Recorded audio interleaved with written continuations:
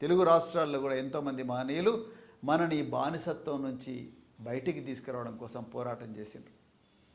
వీళ్ళందరూ గుర్తించింది ఏందయ్యా అంటే ఈ వర్గాలకు ఆనాడు మరి శంభూకుడి తల నరకడం దగ్గర నుంచి, చెవుల్లో సీసాలు పోయడం దగ్గర నుంచి, నాలుక కోయడం దగ్గర నుంచి, అన్నిటి దగ్గర నుంచి కూడా ఈ వర్గాలకు జ్ఞానం రాకుండా, జ్ఞానం అందకుండా, చదువు అందకుండా వీళ్ళు నిరంతరం మూగ జీవాలుగా యజమాని దగ్గర పడి కాయకష్టం చేయడమే రివాజుగా చేసిండ్రు.